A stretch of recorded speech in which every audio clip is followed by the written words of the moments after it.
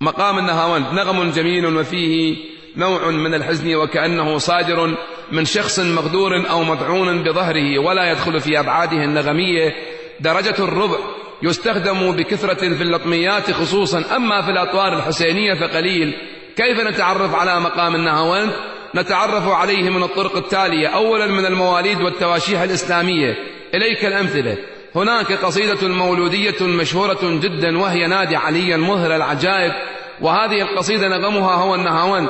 فعندما نريد أن نستذكر نغم النهاوند فما عليك إلا أن تدندن مع نفسك هذه القصيدة فيخرج نغم النهاوند. إليك مثال: نادي عليا مظهر العجائب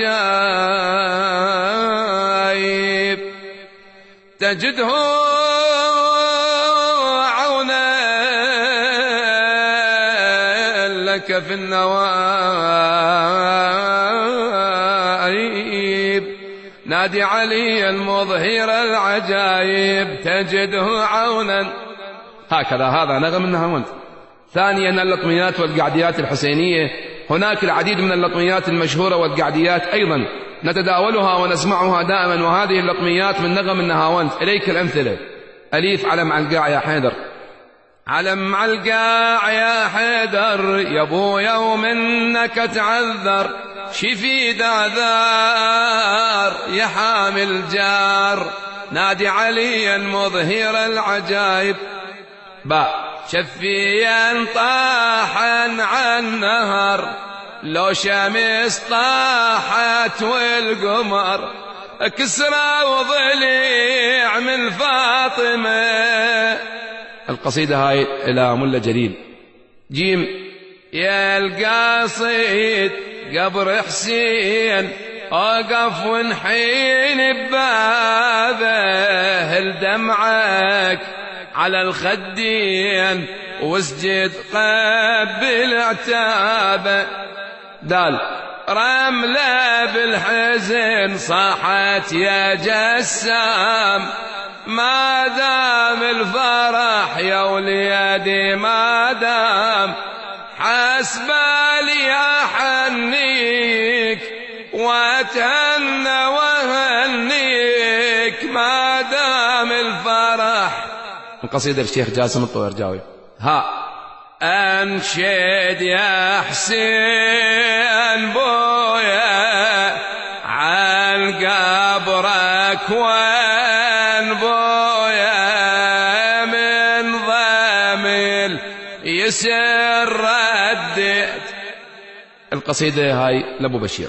ويلي على المسموم، ويلي على المسموم، ويلي على المحروم، هالنوح يا زهرة على منه تنوحين، نوحك على المسموم لو نوحك على حسين. باسم الكربلائي. دال قسما بالشفع وبالوتر، قسما بالشفع وبالوتر، والفجر وليال عشر. وللمزيد راجع جدول مقام النهاوند في نهاية الكتاب. ثالثا قراءة القرآن. يستخدم القراء العراقيون خصوصا هذا النغم في تجويد القرآن، ويستخدمه أحيانا القراء المصريون. إليك مثال. نبدأ أولا بالبيات وبعد ذلك نتحول إلى النهاوند. أعوذ بالله من الشيطان الرجيم، بسم الله الرحمن الرحيم. إن يوم الفصل كان ميقاتا. هذا قلنا بيات. يوم ينفخ في الصور فتأتون أفواجا،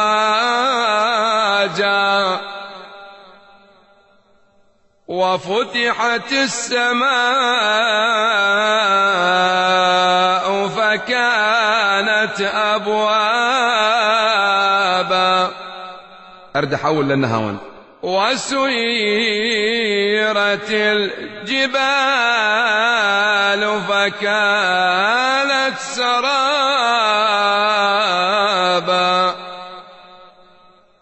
إن جهنم كانت مرصادا للطاغين مآبا نادي عليا مظهر العجائب لابثين فيها أحقابا. صدق الله العلي العظيم. استخدام نغم النهاوند في الأطوار الحسينية. نعم النهاوند يسمي الباحثون أحد الأطوار الحسينية الفرعية من مقام الرست بطور الفائزي، حيث أن طور الفائزي هو من مقام الرست، ولكن فيه عدة طرق سأبينها لاحقا. فواحدة من هذه الطرق نغمها نهاوند وألحقت بمقام الرست خطأ، وأنا هنا أرجعها إلى المقام الأم وأسميه نعي نهاوند، وأرجو الأخذ به وعدم التغيير لملائمة الاسم مع الطريقة. إليك مثال: صلت على جسم الحسين سيوفهم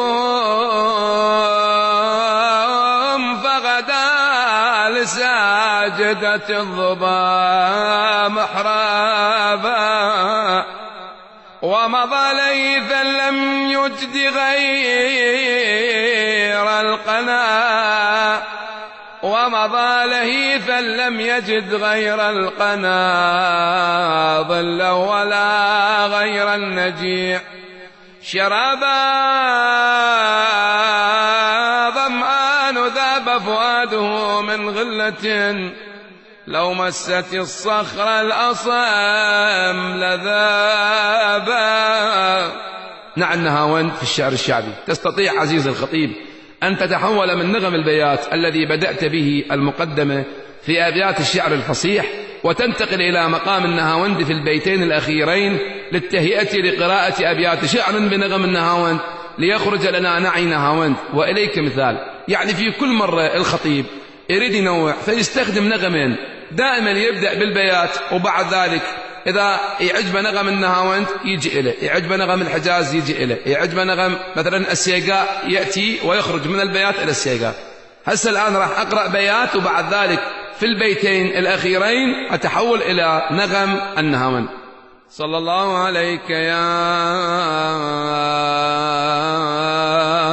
مولاي يا رسول الله.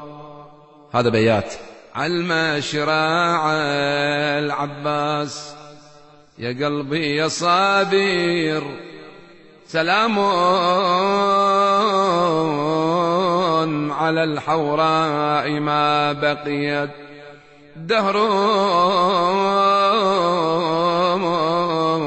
وما أشرقت شمس وما طلع البدر.